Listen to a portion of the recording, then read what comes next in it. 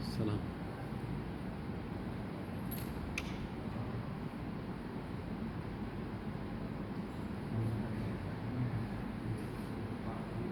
استغفر الله العظيم، استغفر الله العظيم، استغفر الله العظيم. اللهم صل على سيدنا محمد وعلى سيدنا محمد. اللهم صل على سيدنا محمد وسيدنا محمد. اللهم صل على سيدنا محمد وسيدنا محمد. السلام عليكم ورحمة الله وبركاته.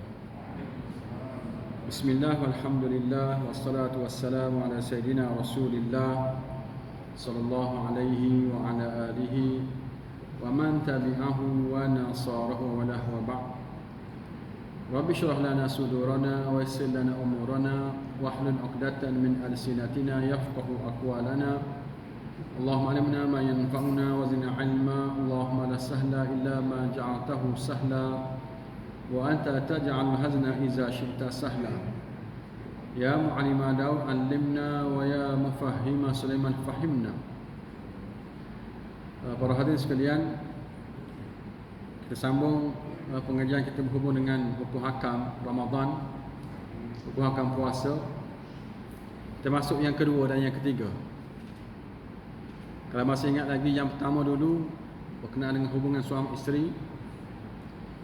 Yang kedua berhubung dengan memasukkan sesuatu melalui mulut dan juga hidung dan sampai ke halkum. Mula-mula sekali, makan dan minum ini basic sebagaimana kita tahu. Makan dan minum secara sengaja membatalkan puasa, mewajibkan qada dan tak kena kafarah. Ini basic, semua orang tahulah. Masukkan ubat melalui mulut dan juga hidung secara sengaja tanpa uzur membatalkan puasa dan mewajibkan qada. Sehingga tidak sampai ke halkum, tidak membatalkan puasa.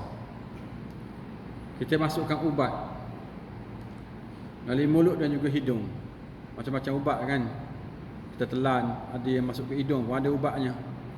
Jadi ukurannya, masukkan secara sengaja tanpa uzur membatalkan puasa dan wajibkan qada. Dan sampai ke halkum tu. Kalau tak sampai ke halkum, tidak membatalkan puasa. Nanti kita akan sentuh berkenaan dengan ujian COVID nanti, macam mana dia batal puasa ataupun tidak.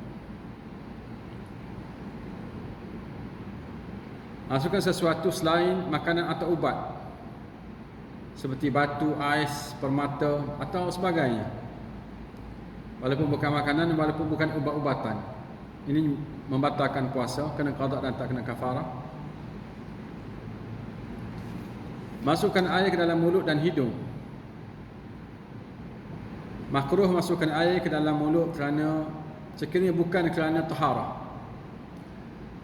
Kalau kita masukkan air ke dalam mulut dan hidung kita bukan kerana taharah, bukan kerana untuk bersuci, maka itu makruh. Seolah-olah kita nak hilangkan dahaga, nak basahkan tengkuk kita ataupun mulut kita yang kering, hidung kita yang kering. Itu makruh, melainkan untuk taharah. Masa ambil sembahyang, masa mandi tak apa. Makruh masukkan air ke dalam hidung dan mulut secara melampau, walaupun untuk taharah. Makruh juga. Ini berkenaan dengan al-istinsyaq. Dalam waktu-waktu biasa, bila kita masuk air ke dalam hidung, kita disunatkan seduk dia dengan cara melampau. Itu sunnah Nabi, dipanggil al-istinsyaq. Lepas tu kita hembus. Kita seduk dengan kuat, kemudian kita hembus. Itu sunnah Nabi masa kita ambil wudu. Dia ada kaitan dengan kesihatan selain dia sunnah, kesihatan hidung. Cuma bila kita berpuasa, dimakruh kita melakukannya kerana boleh masuk ke dalam rongga sampai ke halkum. Jadi untuk elakkan, kita kena masukkan sekadar biasa sahaja, tak boleh kita sedut dengan kuat, kecuali lepas masuk maghrib ataupun sebelum subuh. Nak ambil wudu untuk sembahyang subuh, sebelum subuh boleh kita sedut dengan kuat, sama dengan selepas maghrib. Selain daripada itu makruh, masukkan secara biasa sahaja.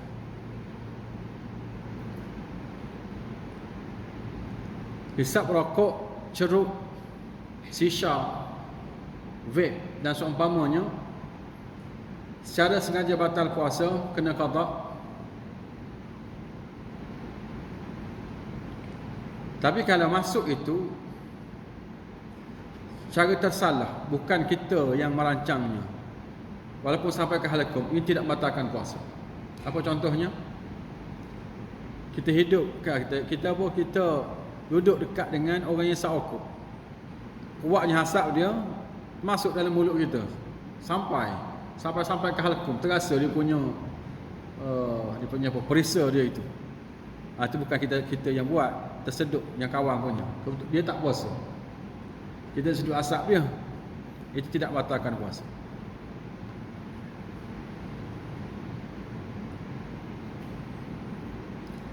Bagaimana pula dengan asap bukhur, minyak atar, asap makanan, asap api, asap-asap selain daripada asap rokok, bukhur. Kita jarang guna bukhur ni. Orang Arab dia selalu guna bukhur. Macam kita ada buat bara begitu, letak kayu-kayu, dipanggil kayu apa tu? Kayu gaharu. Bau-bauannya letak dia terbakar, berasap. Bau sedap tu. Biasa Ramadan, kalau masjid surau-surau Arab kan dia guna, dia bau ketika selepas buka puasa. Dia pusing bawa bukhur itu. Pada ramai-ramai pakai sedut lah, masuk dalam jubah masing-masing, dalam putrah masing-masing. Jadi hidup asap bukhur ini, minyak atar ke, asap makanan ke, asap api ke, hidup secara sengaja dan sampai ke halakum, batal puasa. Walaupun bukan asap rokok, sama juga, tak boleh kita sedut dengan sengaja. Saki baki makanan celah gigi. Makruh meninggalkan saki baki makanan celah gigi. Makruh bermakna sebab kita sahur, gosoklah gigi supaya gigi kita dah bersih. Jangan ada saki baki lagi, celah gigi itu. Jadi nanti kalau ada celah-celah gigi kita, kemudian kita telan dengan sengaja, batal puasa. Dengan alasan ni celah-celah gigi ni bukan sekarang, yang malam tadi. Kebetulan kambing pula, sayang. Saya nak ludah kan. Ni kambing ni, kambing panggang mahal pula tu. Baik telan, batal puasa. Walaupun bukan yang sekarang, yang malam tadi. Yang masuk berbuka, tak habis masuk celah gigi, tak boleh. Kena ludah kan, buang kan. Telan dengan sengaja, batal puasa. Darah yang mengalir dalam mulut. Darah yang mengalir dalam mulut dan di celah gigi sekiranya banyak ditelan, batal puasa. Sekiranya sedikit, tidak batal puasa. Dia tak pula kita setiap masa ludah. Jadi sedikit bercampur dengan air kita itu, dia tidak membatalkan puasa. Melainkan dia banyak dan kita telan, baru batal puasa. Air liur, dan air liur sendiri tidak batal puasa walaupun banyak. Walaupun sengaja dikumpulkan kemudian telan, air liur sendiri, dia tak batal puasa, telan. Bermaksudnya kalau orang lain telan air liur orang lain walaupun sedikit, batal puasa.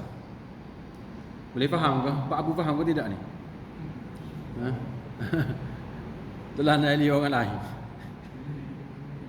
walaupun sedikit, batal puasa. Jangan telan.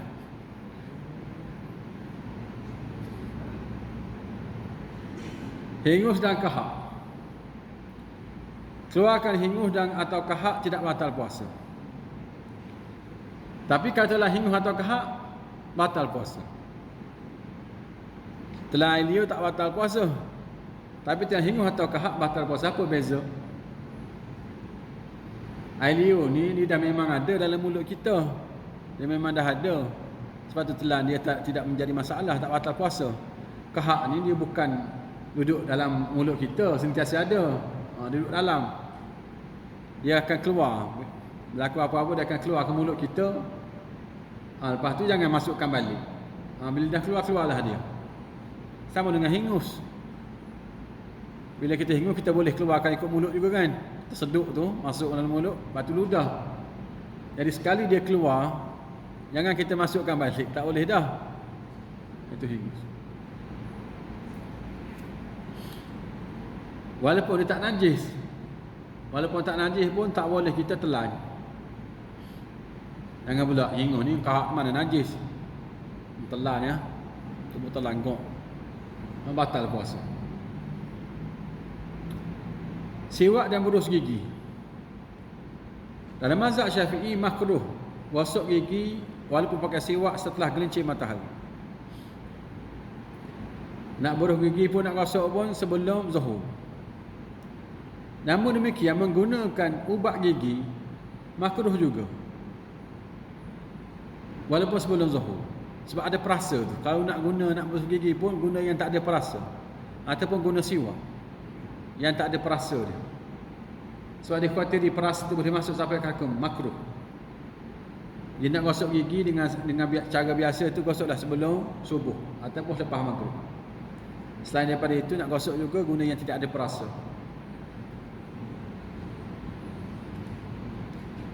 Merasai makanan. Merasai makanan tanpa sampai ke halaqah adalah makruh. Ni hukum asal dulu, makruh. Sekiranya sampai ke halaqah batal puasa. Ini saya sebut hukum asal dulu. Kalau tidak sengaja atau tersilap, tak batal puasa. Dan tak makruh juga bagi tukang masak dan isteri yang suaminya jenis cengih, jenis garam. Kalau terlebih garam, kena penampar isteri dia. Yang ini tidak makruh bagi mereka, tukang masak dan juga isteri. Yang suaminya kalau terlebih gula, kena penampar, kena sepak, dia boleh rasa. Jadi bagi siapa yang bukan tukang masak, jangan tergigih pula nak rasa pada bulan Ramadan. Sebelum tak pernah masuk dapur pun tak pernah rasa, awak nak rasa pula. Jadi biar orang tertentu je boleh merasainya. Dia orang pakar ni, dia sentuh sikit dia tahu dah. Kita nak sentuh banyak, kena telan banyak baru boleh rasa. Saya sendiri pun tak boleh, saya tak pandai rasa. Bila kita tengah masak tu, suruh orang lain yang rasa. Ada yang pakar lagi lebih pada kita ni, dia rasa sikit pun dia tahu dah. Serah pada dia tahu cukup tak cukup garam, cukup tak cukup gula dan seumpama. Kehebatan dia bukan maksudnya telan tu, letak kat lidah lepas tu keluar balik, basuh balik lah. Bukan boleh telan. Dia tukang masak ni letak kat lidah, dia tahu dah, dia tahu. Itu kehebatan mereka lah, kelebihan yang Allah beri pada mereka. Bukannya suruh telan, lepas tu dia ludah balik, basuh balik. Baik. Tak makruh bagi tukang masak dan isteri. Orang lain makruh.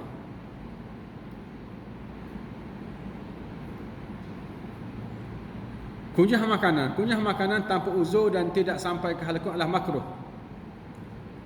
Apa fungsi kita kunyah makanan? Kunyah makanan ni antaranya kita nak bagi kat baby. Orang kunyah makanan supaya makanan tu hancur. Jadi makruh, melainkan untuk ibu ataupun untuk orang yang nak beri makanan kepada anak dia, kepada baby. Tak apa. Kalau nak perlu kepada kunyah. Tapi jangan telan, dia kunyah sahaja. Boleh ludah baliklah sakit bakinya. Untuk menghancurkan makanan dengan gigi dia. Itu makruh hukumnya. Mereka untuk seorang ibu, seorang yang jaga baby. Tak apa. Orang tak ada kaitan apa-apa, jangan masa ni pula nak jaga babynya. Tak apalah, mari ayah jaga baby lah pulaknya, masa nak kunyah ya. Tak payah. Debu yang berterbangan yang tidak boleh dielak masuk sampai ke halaqum tidak batalkan puasa. Debu-debu yang berterbangan, kita naik motor, kita berjalan tepi-tepi jalan tu kan, debu kada masuk Allah sampai ke halaqum, masuk ke mulut, kuat sangat debunya. Mari lori, mari bas tu kan. Kalau panas berdebu, tak batalkan puasa. Itu kita tidak sengaja, dia masuk dalam mulut kita. Perubatan gigi. Makruh melakukan perawatan gigi di waktu siang hari, makruh. Jadi kalau boleh elakkanlah buat malam. Kalau ada lah, masalahnya klinik tak buka waktu malam, masalahnya. Ini kalau ada pilihan. Kalau kita ada pilihan, pergilah waktu lain, waktu malam. Melainkan kita dah sakit sangat-sangat, pergilah buat perubatan gigi walaupun siang hari. Dan kalau kita perlu untuk tidak berpuasa pun dibolehkan. Kalau sakit sangat-sangat, perlu kepada kena telan pil untuk menahan sakit, silakanlah, tak ada masalah. Islam membenarkan sampai tahap itu kepada kita, jangan kita duk tahan.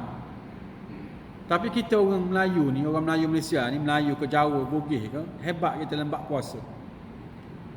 Payah kita nak batalkan puasa kita ni. Mereka orang tu jahat sungguh. Payah sangat-sangat. Sakit macam mana pun, musafir macam mana pun, tetap berpuasa. Jaga puasa kita ni kan. Tu baguslah. Tapi kalau tak tahan, sakit sangat-sangat, tak ada masalah. Takut-takut berdosa pula kita puasa tu, berdosa pula.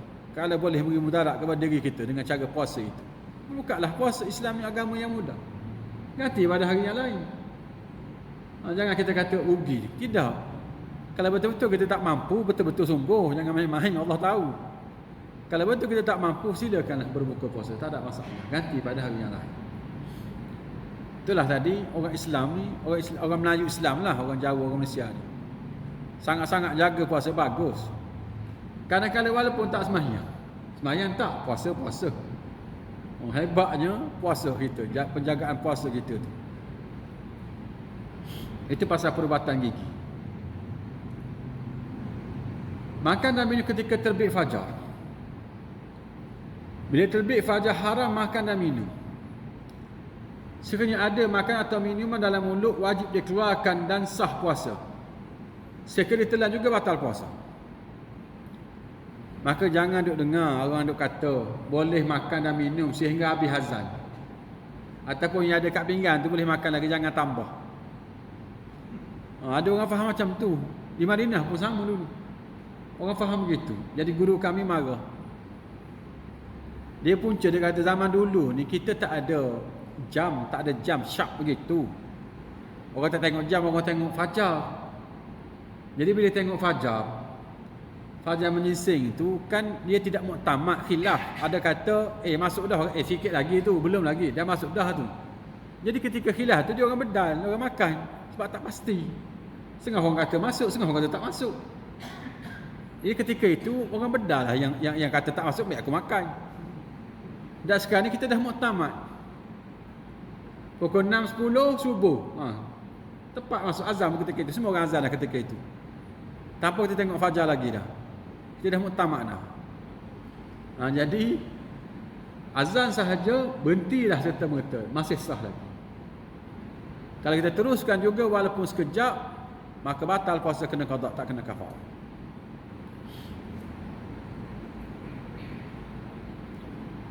Baik, makan dan minum setelah disangkanya batal puasa. Sekiranya seseorang itu makan atau minum setelah disangkanya puasanya setelah batal disebabkan dia mencium isteri, macam mana? Dia akan cium isteri ni batal puasa. Padahal tak batal kan? Dia cium-cium, batal lah puasa, kemudian aku makan nasi. Sekarang apa hukum puasa dia? Tadi dengan cium isteri tak batal puasa, sekarang dia makan nasi, minum air dah.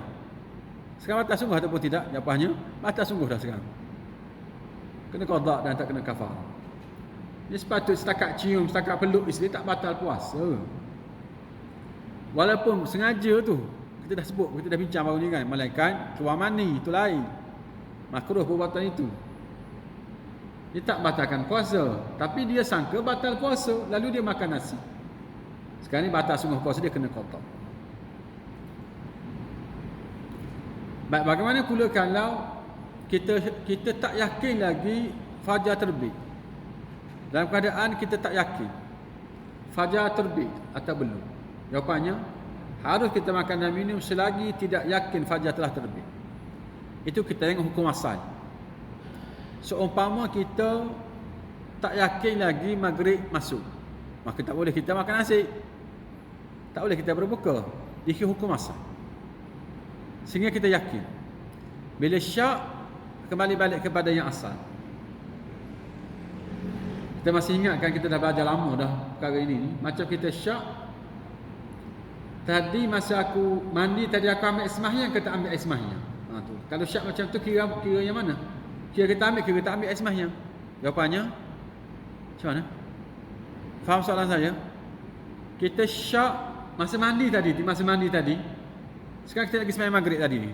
Lepas asar tadi kita mandi, ataupun setengah jam, pukul 7 tu kita mandi. Lepas kita nak datang ke masjid, ke surau ni, kita syak, aku masa mandi tadi, aku ambil ke tidak air sembahyang? Ambil ke tidak? Dah sampai ke pintu ni. Jadi hukumnya apa? Kena patah balik ambil air sembahyang atau tak payah? Jawapannya, kena patah balik ambil air sembahyang. Kena ambil air sembahyang. Sebab apa kena ambil air sembahyang? Sebab kita syak ambil tak ambil. Jadi hukum asalnya tak ambil. Tak ada air sembahyang, maka kena ambil air sembahyang. Kita kena ambil air sembahyang, hukum asal. Baik, sekali kita dah ada air sembahyang, bukti kita sembahyang maghrib. Kita sembahyang maghrib ni. Lepas tu syak nak sembahyang syak nanti. Aku ni nak sembahyang syak ni batal tak batal? Kentut tak kentut tadi Jadi syak. Bila syak sekarang ni batal tak batal, hukumnya apa? Hukum batal ke tak batal? Jawapannya apa? Batal tak batal? Kena ambil balik ataupun tidak? Jawapannya tak payah ambil. Tak payah ambil. Sebab apa? Hukum asal kita ada wuduk kan sembahyang maghrib tadi. Sekarang kita syak, maka tak payah ambil. Kira ada wuduk. Kira hukum asal. Sama dengan kita tawaf. Bila kita tawaf, kita syak maghrib. Aku tawaf ni 6, 7, 6, 7. Dikira 6 ke 7? Dikira 6. Nak tawaf satu lagi. Sebab 6 yakin, 7 syak. 7 tak pasti, 6 pasti.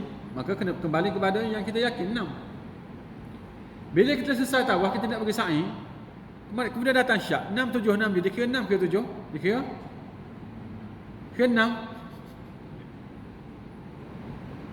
Sekarang ni kita dah selesai dah tawaf. Kemudian nak pergi sa'i. Dalam time pergi sa'i, mari gangguan. Tawaf tadi aku tawaf 6 ke 7? Sudahlah. 6, 7, 6. Jadi ke 6 ke 7 sekarang? Jawapannya ialah 7. Kenapa 7? Sebab kita dah selesai. Kalau kita yakin, lain. Ni kita syak.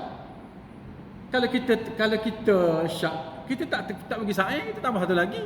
Ni kita dah yakin dah 7, sebab tu kita pergi sa'i. Jadi yang kita dah yakin tak boleh dibatalkan dengan kita syak. Apa yang kita syak, maka kira 7. Itu kaedah dia. Jadi gunalah kat mana-mana pun kaedah ini. Kat mana-mana pun kaedah syak dengan yakin. Yakin tak apa. Kalau syak, pergi balik kepada yang asal itu. Baik.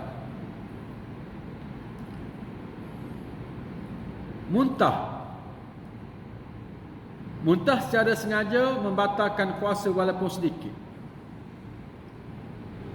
Muntah batal puasa dengan sengajalah walaupun sedikit. Jeluak batal puasa ke tidak jeluak? Jadi sama dengan tadilah. Jeluak ni apa beza jeluak dengan muntah? Sudah jeluak dengan muntah. Ya? Jeluak tu apa? Sudah jeluak tu apa? Jeluak ni saya tak tahu, kita panggil jeluak. Muntah, beza jeluak dengan muntah beza. Muntah bila keluar daripada perut kita tu kan, dia keluar ke mulut dan keluar. Muntah dia warna-warni muntah. Ada bau muntah dan dia najis, muntah najis. Tapi jeluak tak najis. Jeluak masuk putih keluar putih, masuk air Pepsi keluar Pepsi. Masuk air sirap keluar air sirap. Macam baby tu selalu jeluak orang panggil. Baby dia tak muntah, dia jeluak. Kalau masuk susu keluar susu balik. Dia tak ada bau. Jadi tidak najis. Nanti dipanggil jeluak. Orang sini panggil apa? Muntah juga. Mana boleh panggil muntah, tak sama hukum. Hukum tidak sama. Jeluak tak najis, muntah najis. Warna lain. Muntah warna-warni, biru, hijau, kuning, muntah. Jeluak masuk merah keluar merah, masuk putih keluar putih. Dia baru masuknya keluar balik. Baik. Sendawa tidak batalkan puasa. Sendawa.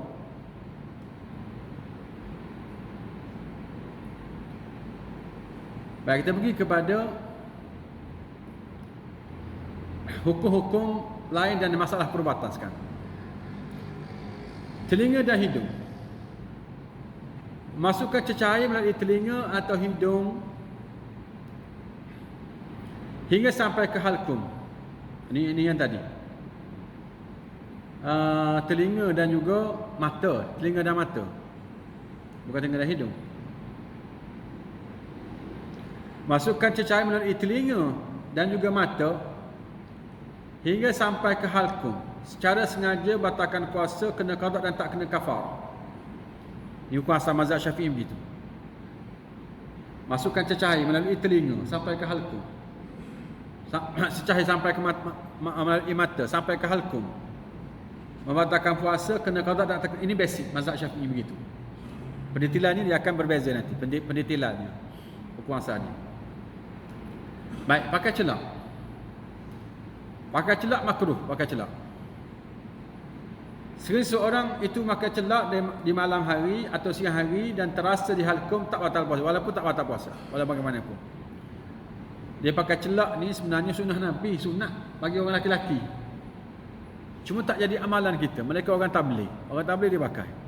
Itu satu sunnah yang ditinggalkan oleh orang lain lah, ramai orang. Dia baik untuk kesihatan mata sebenarnya. Bagus dia. Untuk kesihatan mata. Cuma celak tu kena cari yang betul-betul ismit tu lah. Yang daripada Mekah tu. Dengan pakai pen tu Eddie. Pakai pen, pakai colour, dipanggil apa? Adalah nama-nama moden sekarang ni tu. Apa benda nama? Tak kira yang perempuan pakai tu Eddie, dia kena celak sungguh. Batu ismit tu, batu tu. Itu yang perubatan tu baik untuk kesihatan mata. Atau paling kurang pakai nak tidur tak apa. Nak tidur pakai. Selain sunnah Nabi dah untuk kesihatan mata. Baik, bulan puasa makruh pakai celak itu. Namun kalau terasa di halqa pun tidak batalkan puasa. Mandi dan sejukkan badan dengan air, harus mandi. Yerus kepala dengan air dan masuk ke dalam air sekiranya tidak dikhuatir air masuk sampai ke halqa. Jadi harus kita mandi. Nak masuk dalam kolam pun tak apa, tapi jangan menyelam lah. Itu bahaya. Jadi makruh. Sebab takut masuk dalam mulut kita. Asalkan tak masuk air sampai ke halqum kita.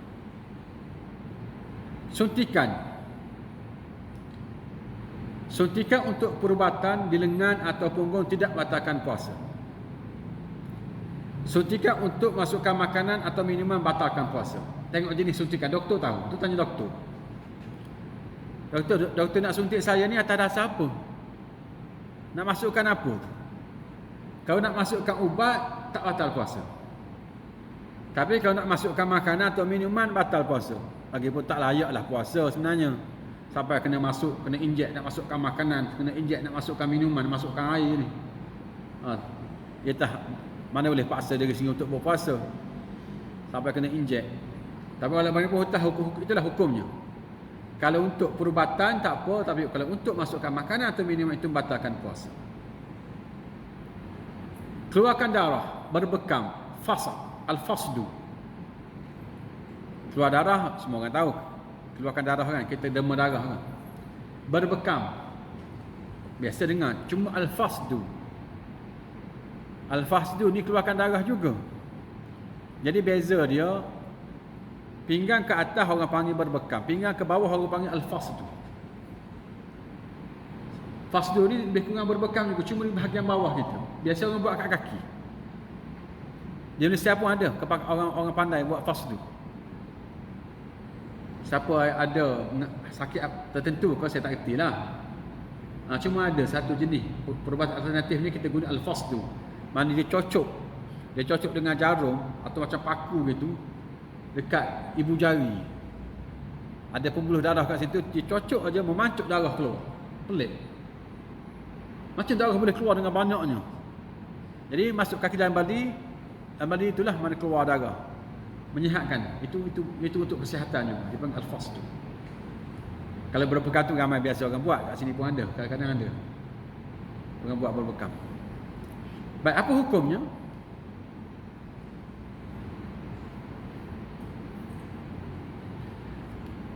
Darah keluar kerana luka dan lainnya tidak batalkan puasa. Tak batal puasa. Pemudahan biasa yang pesakit masih sedar tidak batalkan puasa. Pemudahan yang biasa, yang luka-luka keluar darah juga masih sedar, tak batalkan puasa. Berbekat al-fasdu dan hidung berdarah tidak batalkan puasa. Jadi keluar darah, berbekam, tak batal puasa. Malaikat mazhab Hambali lain. Mazhab Hambali bukan setakat orang yang berbekam, orang yang buat bekam tu pun batal juga puasa dia. Dua-dua batal puasa.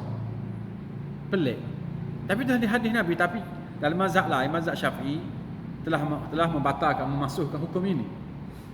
Peringkat awal dulu dalam mazhab kita Syafi'i sendiri, mengikut hadis Nabi itu batal puasa dua-dua sekali. Orang yang kena bekam, orang yang buat bekam. Pembekam tu batal puasa dua-dua. Tukang bekam tu batal juga puasa dia. Kalau dia berpuasa dan orang yang berbekam tu pun berpuasa, dua-dua batal. Kemudian hadis ini telah dimasukkan. Dia tak batal dah. Cuma yang menariknya, apa kaitan? Batal dua-dua. Kalau kita perhatikan, siapa yang biasa uruk ni kan, tak tahulah kenapa. Kadang-kadang tukang uruk tu kan, dia angin tu dia boleh pergi kepada tukang uruk. Dia kata ni angin kau ni, sendawa dia. Siapa yang selalu uruk tahu kan? Tukang uruk tu sendawa lebih pada kita ni. Kenapa? Apa kaitan? Macam mana angin tu boleh pindah kat dia? Ini benda yang pelik, kita tidak faham.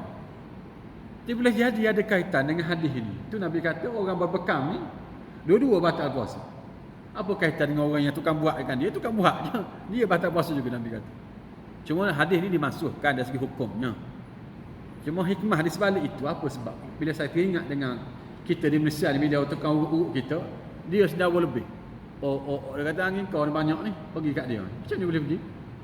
Macam kita tidak faham lah. Bagaimana boleh berlaku begitu? Baik. Maka boleh kita nak derma darah pun boleh lah. Nak derma darah boleh, nak ambil darah pun boleh. Nak cek darah pun boleh, tidak batal puasa.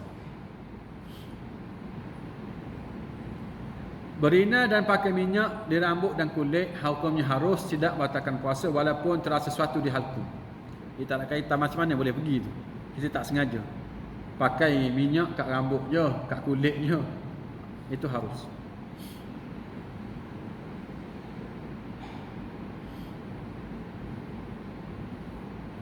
Masukkan sesuatu ke dalam kubur dan juga dubur. Masukkan sesuatu seperti ubat dan selain ke dalam kemaluan membatalkan puasa dan kena qada. Ini basic mazhab Syafi'i juga. Masukkan sesuatu ubat dan seumpamanya ke dalam kubur dan juga dubur membatalkan puasa dan kena qada, tak kena qada. Sekiranya masukkannya kerana darurat tidak batalkan puasa. Isyak dah tak sempat juga. Sama lain kali pula.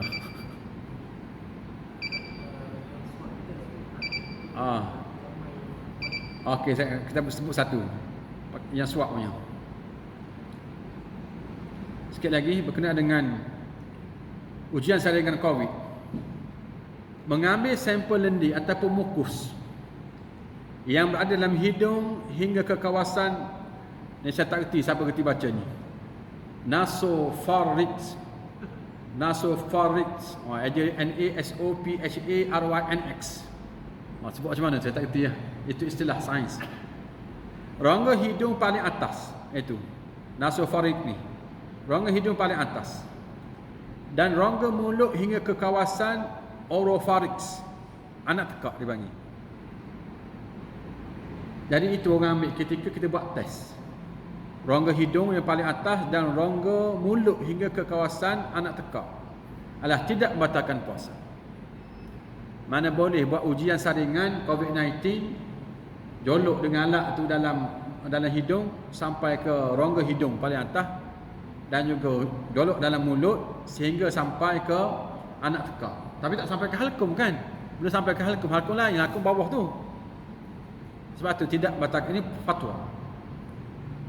Itu fatwa yang telah dikeluarkan, tidak batalkan puasa. Ya, sekadar tu dulu. Kita akan sambung kalau ada peluang lagi sekali. Ustaz tak mari ke, kita boleh sambung lah. Masih ada sikit lagi hubung dengan perubatan dan juga selain daripada yang kita sebut A dan B tadi. Wassalamualaikum warahmatullahi wabarakatuh.